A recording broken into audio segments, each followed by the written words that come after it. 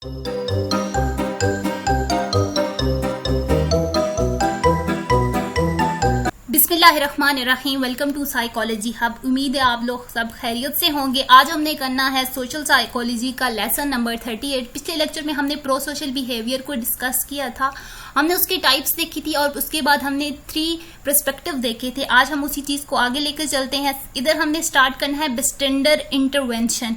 बिस्टेंडर basically सबसे पहले आपके पास कॉन्सेप्ट होना चाहिए बिस्टेंडर क्या है। आप लोग कहेंगे आगे बहुत जगह पे ये वर्ड यूज होने वाला है। बिस्टेंडर ये होता है कि जो भी कोई इमरजेंसी की सिचुएशन होती है या फिर कोई भी इंसिडेंट होता है किसी जगह पर, तो जो थर्ड पार्टी जो देख रहे होते हैं, मतलब अगर रोड पे मैं जा रही हूँ और एक्सीडेंट हो गया है और मैं दूर खड़ी देख रही हूँ, तो आई एम द बिस्टेंडर।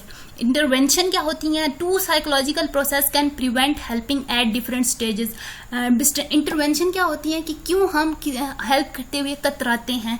2 किस्म के इधर हमने प्रोसेस को डिफाइन करना है। सबसे पहले है the audience inhibition effect and second is diffusion of responsibility.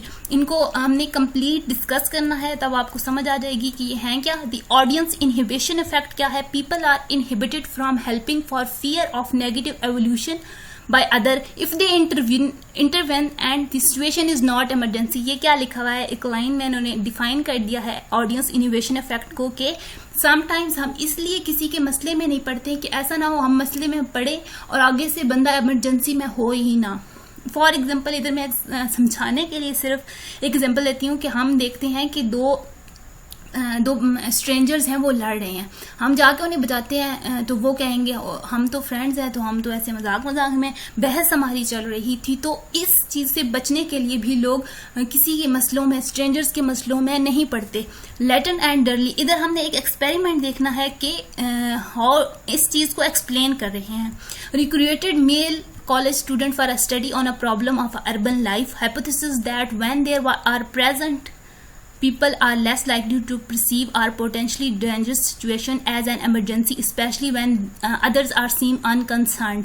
अब यहाँ पे इस पूरे जो है ये वाली जो इन्होंने इधर एक्सपेरिमेंट किया हुआ है, इधर उन्होंने ये बताना है कि जब अगर हमारे साथ कोई और भी लोग हों या फिर हम अकेले हों तो हम किस तरह किसी भी इमरजेंसी सिचुएशन में बिहेव करते हैं।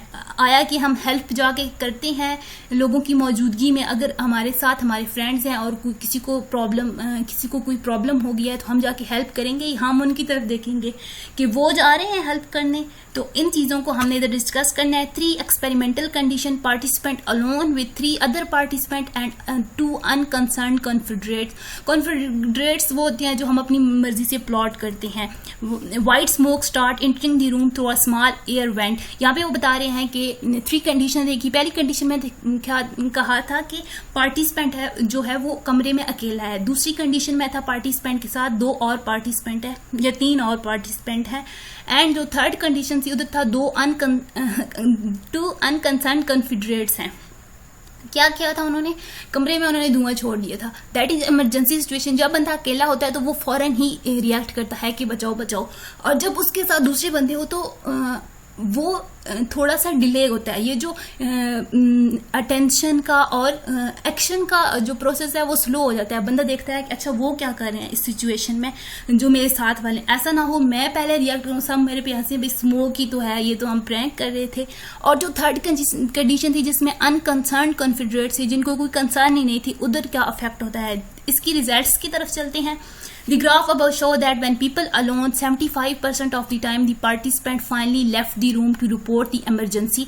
जब वो अकेला होता है तो 75% चांसेस होते हैं कि वो जल्दी से जाएगा और इमरजेंसी में रिपोर्ट करेगा कि ये धुआं कहाँ से आ रहा है।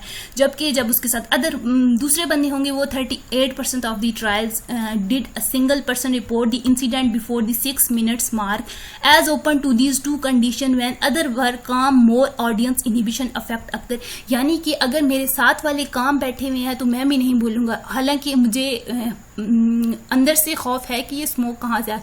फॉर एग्जाम्पल इधर मैं एक और समझाने के लिए एग्जाम्पल देती हूँ कि आपको समटाइम्स आप किसी जगह पे जाते हो। फॉर एग्जाम्पल आप जो फेरी व्हील होता है झूला, उसकी एग्जाम्पल लेते हैं।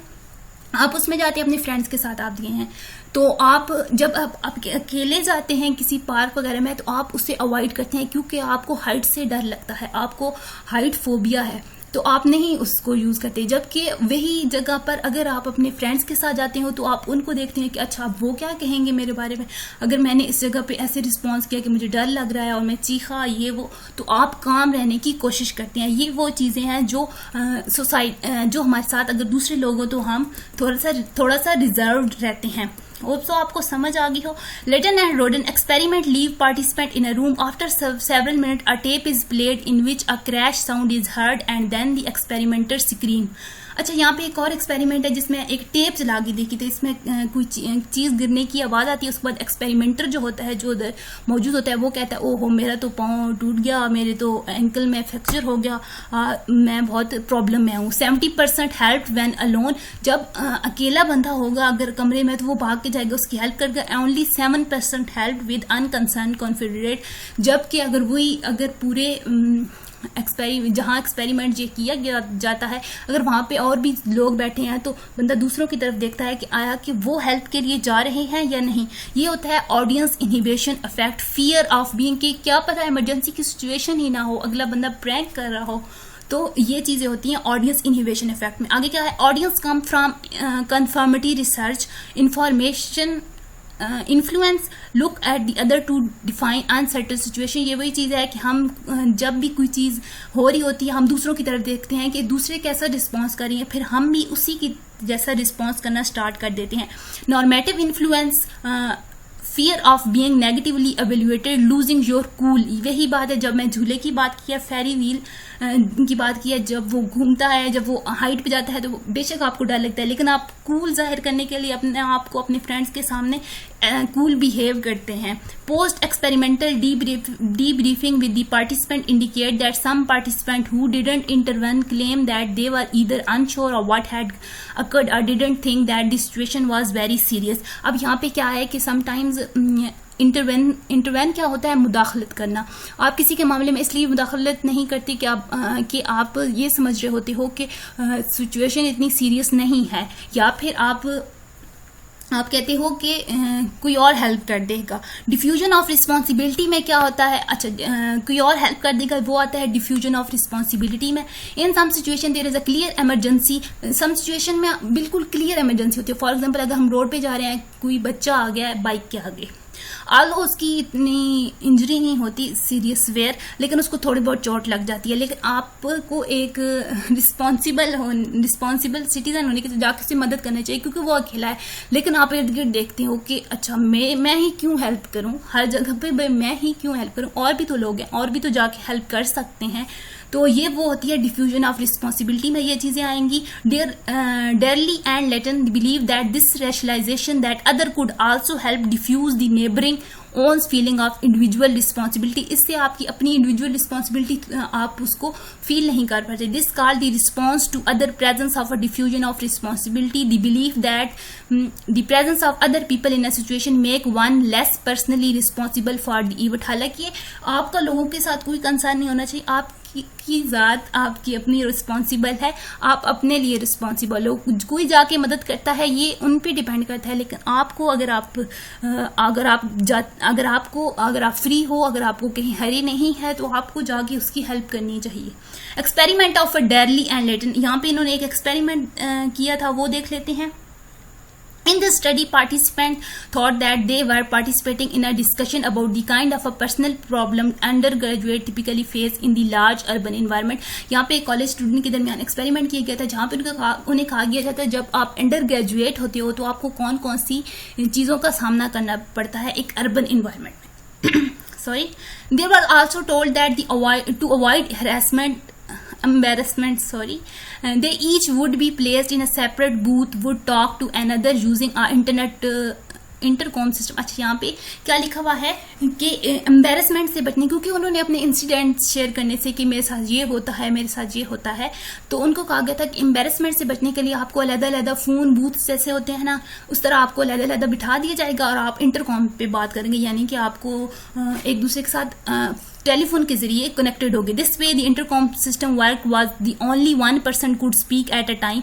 एक पर्सन एक दफा में बोल सकता है, सब उसको सुनेंगे and then move toward the next participant. Experiment said would not be listening in an intercom.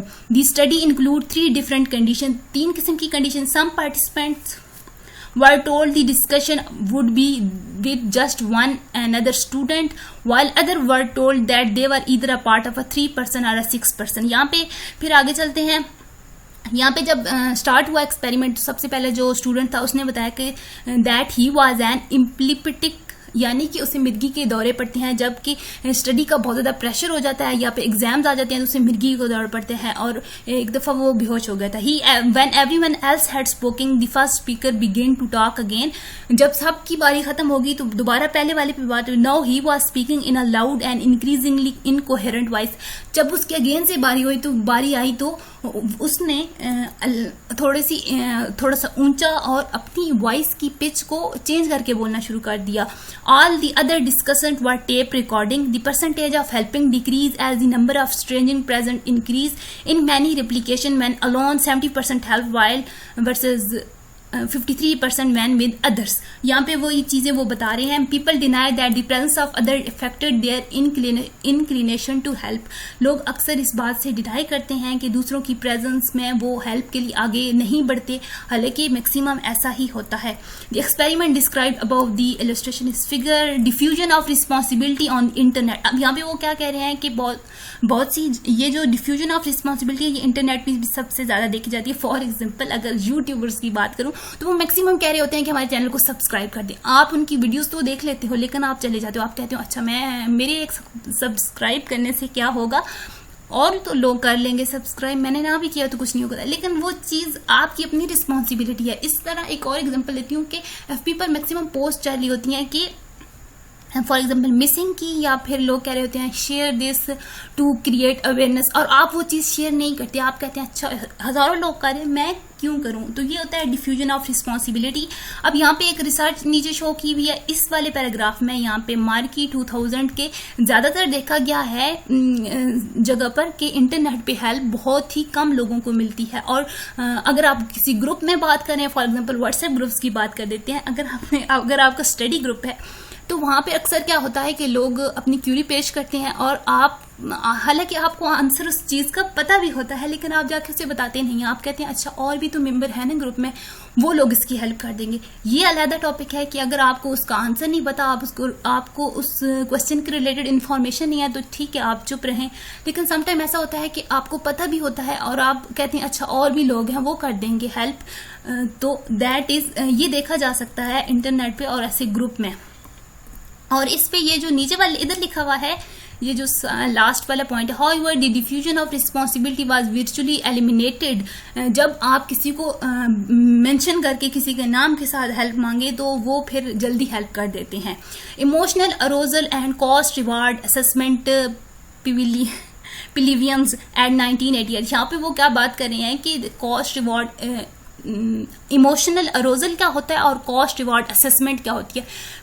Emotional अरोजल क्या होता है कि जब भी कोई इंसिडेंट होता है आपके अंदर थोड़ा सा इमोशनल फिक्र भी आता है. और कॉस्ट रिवार्ड क्या होती है कि आप जब भी किसी की हेल्प के लिए जाती हो आप सबसे पहले अंदर ही अंदर ये डिसाइड करते हो कि आया कि मेरी अगर मैं इसको टाइम दूं, फॉर एग्जाम्पल आप किसी की हेल्प करने जा रहे हो, टाइम दे रहे हो उसे आपकी पैसे लग रहे हैं तो आप कहते हैं कि इन रिटर्न मुझे क्या मिलेगा. That is a cost reward assessment. आप किसी की भी हेल्प करने से पहले देखते हो कि आया कि जितना मैं इनपुट दे रहा हूं उससे ज्यादा मुझे आउटपुट मिलेगी या नहीं. According to their arousal cost reward model of helping witness an emergency is emotionally arousing and is generally experienced as an uncomfortable tension that we as bystanders seek to decrease. या वो कह रहे हैं कि जब कोई भी ऐसी इमरजेंसी की सूरत हाल होती है तो हर कोई जो भी उस इमरजेंसी को, या फॉर एग्जांपल अगर हम यहाँ पे एग्जांपल लें कि एक्सीडेंट हो गया है और आप वहां देख रहे हो तो आपके अंदर एक इमोशनल अरोजल होता है जिसकी बुनियाद पर आप जाके हेल्प करते हो. The tension can be reduce in a several different ways, we could intervene and thereby decrease our arousal. अगर हम इसे इंटरवेन करें कि अच्छा और भी लोग हैं इधर, वो लोग हेल्प कर देंगे तो इस तरह ये इमोशनल अरोजल को हम कम कर सकते हैं. But we couldn't also reduce arousal by either ignoring danger sign or beingly interpreting them as nothing to worry about. लेकिन हम इस इमोशनल इमोशनल अरोजल को ख़त्म नहीं कर सकते ये कहते हुए कि अच्छा कुछ भी नहीं हुआ, हालांकि हम देख चुके हैं कि एक्सीडेंट हो चुका है। What are the cost of the bystander for helping, ये जो ऐसे क्वेश्चंस बने हुए होते हैं इधर से बनते हैं हमारे कॉन्सेप्चुअल क्वेश्चन जो कि हमारे शॉर्ट्स में आते हैं, उसके अलावा इनसे एमसीक्यूज भी बहुत ज़्यादा बनते हैं। अब यहाँ पे वो कह रहे हैं कि किसी भी जब हम किसी भी जगह पे जाते हैं, अगर हम एक एक्सीडेंट देखते हैं तो हमें हमारी क्या कॉस्ट होती है। Cost in the form of सबसे पहले तो लॉस ऑफ टाइम, आपका टाइम ज़ाया होगा अगर आप हेल्प करने के लिए जाओगे, एनर्जी ज़ाया होगी, आपके रिसोर्सेज ज़ाया होंगे, उसके अलावा आपकी हेल्थ इवन लाइफ भी जा सकती है। As well as the risk of a social disapproval और embarrassment if the help is not needed और एज इनइफेक्टिव, यानी कि जैसे कि मैंने सबसे पहले एग्जाम्पल दिया है कि अगर दो बंदे लड़ रहे हैं, आप जाकर उन्हें हेल्प करते, वो कहते हैं भाई तुम कौन हो, हमारी तो लड़ाई नहीं हो रही, हमारी तो बस बहस हो रही है। तो अगर आपको पता ही नहीं है किसी प्रॉब्लम के बारे में, आप जाके हेल्प करने की कोशिश करते हो, वहां पे आपको एम्बेरसमेंट का सामना हो जाता है। That is also a cost. If both type of cost are low, intervention will depend upon the perceived social norm in the situation. The most difficult situation for bystander is one in which the cost for helping is for not helping are both high. For यहाँ पे वो कह रहे हैं कि सबसे ज्यादा cost क्या होती है कि आपके जितना आप इनपुट दे रहे हैं आपको आउटपुट में कुछ भी ना मिले। Here the arousal cost reward model suggests two likely courses of action. One for the bystander to intervene directly by calling the police. अच्छा, यहाँ पे वो कह रहे हैं कि दो किस्म के इधर उन्होंने सजेशंस दिए हैं। अगर आप किसी की हेल्प करने चाहते तो सबसे पहले तो आप ये करें अपने अरोजल को कम करने के लिए कि या तो आप इनडायरेक्टली हेल्प कर दे। फॉर एग्जांपल अगर आप देख रहे हैं किसी के यहाँ रॉबरी हो रही है या कोई किसी को थ्रेट कर रहा है, तो आप खुद तो जाके नहीं हेल्प कर सकते क्योंकि वहां पे डेंजर है, वहां पे बहुत सा खतरा है, आपकी हेल्थ को खतरा है, इवन कि आपकी लाइफ को भी खतरा है। तो आप ऐसा करें, आप पुलिस को कॉल कर दें, या फिर आप अगर देखते हैं कहीं पे आग लगी हुई है, इमरजेंसी की सूरत हाल है, आप खुद जाके हेल्प नहीं कर सके, आपको हरी है, आपको जाना है कहीं पे, तो आप ऐसा करें, आप एम्बुलेंस को कॉल कर दें, आप फायर ब्रिगेड को कॉल कर दें। ये होती है indirect help. Another course of action is for bystander to redefine the situation in a way that result in them for not helping. Here they could decide that really is not emergency after all. यहाँ पे दूसरी situation ये होती है कि आप अपने आप को ये यकीन दिला दो कि अच्छा यहाँ पे इमरजेंसी की सूरत हाल बिल्कुल नहीं है, कोई और हेल्प कर देगा, या फिर जो विक्टिम है वो ये डिजर्व करता है सफर करना। ये होता है खुद को तसल्लियां देना, अपने आप को सेटिस्फाई करना कि अच्छा मैंने इसलिए हेल्प नहीं की क्योंकि विक्टिम डिजर्व करता था इस इमरजेंसी को। तो होप सो आपको समझ आ रही हो। आगे यहाँ पे जो एक छोटा सा पैराग्राफ है ये भी देख लेते हैं। This theory consideration of these two cost factor can't explain the behaviour of heroes. अच्छा, यहाँ पे वो क्या कह रहे हैं कि ये जो चीजें हैं ये हीरोज को नहीं डिफाइन कर सकती। फॉर एग्जाम्पल अब जो एक स्पाइडरमैन है या सुपरमैन है, मूवीज की बात कर रही हूँ, रियल लाइफ में तो ये होते नहीं है। अगर ये स्पाइडरमैन या सुपरमैन है, वो अब ये नहीं कहेगा कि अच्छा मेरा कितना कॉस्ट है, मेरा टाइम लग रहा है, मेरी एनर्जी लग रही है, वो ये डिसाइड नहीं, बल्कि वो जाके हेल्प करेगा। अगर रियल लाइफ में हीरोज देखे जाए तो वो है हमारी आर्मी, हमारी पुलिस, हमारी रेंजर्स। ये जो है ये भी ये नहीं देखते कि अच्छा हमारी लाइफ को खतरा है, बल्कि वो जाके अपने सिटीजन की हेल्प करते हैं। फॉर एग्जाम्पल अगर देखा जाए तो अभी पिछले दिनों एक कल परसों का वाकया है जहां पे एक पुलिस एहलकार ने अपनी जान दे दी रेलवे से बच्चे को हटाते हुए। बच्चा तो बच गया लेकिन जो वो पुलिस एहलकार था वो शहीद हो गया। दैट इज वो हीरोज ही हैं हमारे लिए।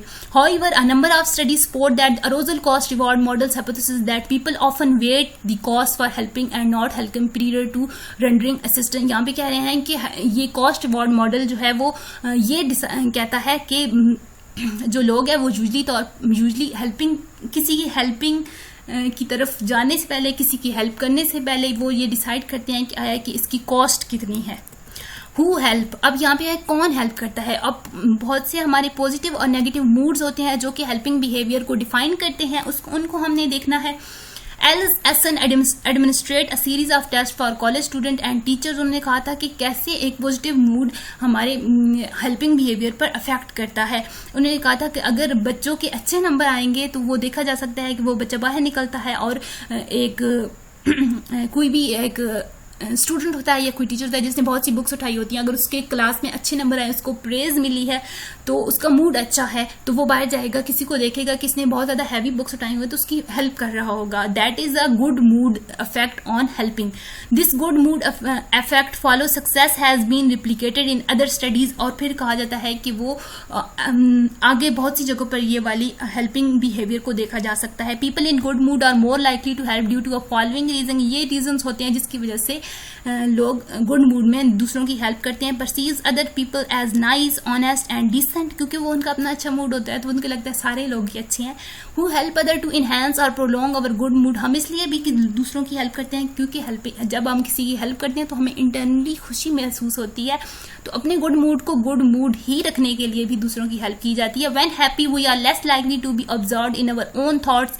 यहाँ पे वो कह रहे हैं कि जब हम खुश होते हैं तो हम अपनी ही थॉट्स में अपनी थॉट्स मतलब अपने जो हमारे अपने ख्यालात हैं उनसे बाहर आ चुके होते हैं, हम दूसरों की तरफ ज्यादा तवज्जो दे रहे होते हैं. क्योंकि जब भी हम अपने थॉट्स इन सब की तरफ माइल होते हैं तो हम डिप्रेशन में ही जा रहे होते हैं. अगर हम खुश हैं तो हम अपनी थॉट्स को पे ज्यादा ध्यान नहीं देते और हम दूसरे लोगों पे ध्यान देते हैं, और फिर हमें पता लगता है किसी को हेल्प की जरूरत है, हमें जाके हेल्प करनी चाहिए. और fourth possibility is that good mood increase the likelihood that we think about the rewarding nature of a social activation in general. काफी ज्यादा बड़ी वीडियो होगी, ये लेक्चर ही काफी लेंथी था इसलिए. Other research people are more likely to help other. यहाँ पे वो बता गया कि किन दिनों में लोग हेल्प करते हैं. सनी डेज में ज्यादा लोग हेल्प करते हैं. और फाइंडिंग मनी, अगर आपको कहीं से पैसे मिलने हैं या फिर आपके फ्रेंड्स ने आपको कहा है कि अच्छा आज तुम्हें ट्रीट पे लेके चलूंगा, तो आपका मूड अच्छा हो जाता है. After listening uplifting music, seeing a comedy. अगर आप कोई कॉमेडी शो देखते हैं या आप कोई अपलिफ्टिंग म्यूजिक सुनते हैं, और मेरा ज्यादातर अच्छा मूड तब भी हो जाता है जब कोई मोटिवेशनल स्पीकर्स को सुने तो मूड अच्छा हो जाता है, मूड बूस्ट हो जाता है. और हेल्पिंग की नेचर में हमारी इंप्रूवमेंट आती है, दूसरों की हेल्प करने का दिल करता है. Bad moods and seeking relief. Isen and her co-worker found that people who believe that they had failed at any experimental task were more likely to help another person than those who didn't failure. यहाँ पे वो कह रहे हैं कि जो bad mood वाला है, ये नहीं कि वो दूसरे की हेल्प नहीं करते, जो यहाँ पे वो आइजन एंड एसन और उनके को-वर्कर्स ने 1973 में ये फाउंड किया था कि जो लोग फेलियर से गुजर चुके होते हैं वो ज्यादा दूसरे लोगों की मदद करते हैं एज कम्पेयर टू जिन्होंने कभी फेलियर का सामना ही नहीं किया. Negative mood sometimes lead to more helping because helping other often make us feel good ourselves. हम दूसरों की मदद करते हैं, जैसे कि हमने गुड मूड में भी कहा, अपने मूड को बरकरार रखने के लिए हम दूसरों की हेल्प करते हैं. जब हम नेगेटिव मूड में, तो अगर हम किसी की हेल्प करते हैं तो हमें इंटरनली खुशी मिलती है और हमारा मूड थोड़ा सा अपलिफ्ट हो जाता है. आगे आ गया ये क्या है, एक और experiment. Feeling guilty can also increase helping behaviour. अगर हम गिल्टी होते हैं, अच्छा यहाँ पे एक एक्सपेरिमेंट किया गया है कि एक्सपेरिमेंटर जाता है स्ट्रीट पर और एक जो कैमरा है पहले से ही खराब होता है, वो एक बंदे को देता है, कहता है मेरी पिक बनाओ. वो उसकी पिक बनाने लगता है और कैमरा चल नहीं रहा होता, तो वो उसे कहता है कि अच्छा ये मुझे बताओ ये कैमरे को मैंने कोई बटन तो नहीं दबा दिया. तो एक्सपेरिमेंटर कहता है उससे कि ये कैमरा तो चेक करवाने वाला है. वो उसको गिल्टी फील होता है, उसे लगता है कि मैंने कर दिया है कैमरा खराब. वो थोड़ा गिल्टी होता है. आगे वो जाता है और स्ट्रीट पे आगे जाता है और आगे एक औरत से एक फाइल गिर जाती है, तो वो भाग के जाता है, उसकी हेल्प करता है. क्योंकि वो गिल्टी होता है, वो दूसरे की हेल्प करके अपने आप को अच्छा फील करवाने की कोशिश कर रहा होता है. Debate over the effect of a negative mood on the pro social behaviour. अच्छा यहाँ पे वो अगेन से फिर बता रहे हैं कि नेगेटिव मूड के हमारे प्रो सोशल बिहेवियर पर क्या इफेक्ट होते हैं. Although the study demonstrate that the negative mood can also lead to a pro social behaviour.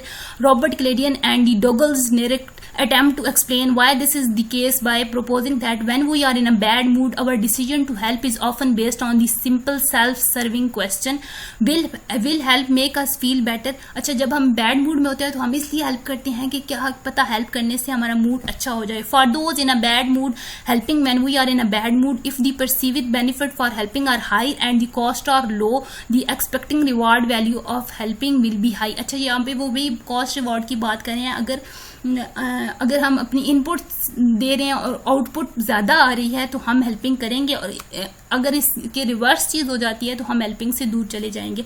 However, if the perceived benefit and cost are received so that the reward value is low, we are unlikely to help. Essentially, this model predicts that bad mood are more likely to lead to a helping than neutral models. When helping is easy and highly rewarding, studies suggest that when we experience extremely negative moods such as grief or depression, we may be so focused on our own emotional state that we simply don't notice other.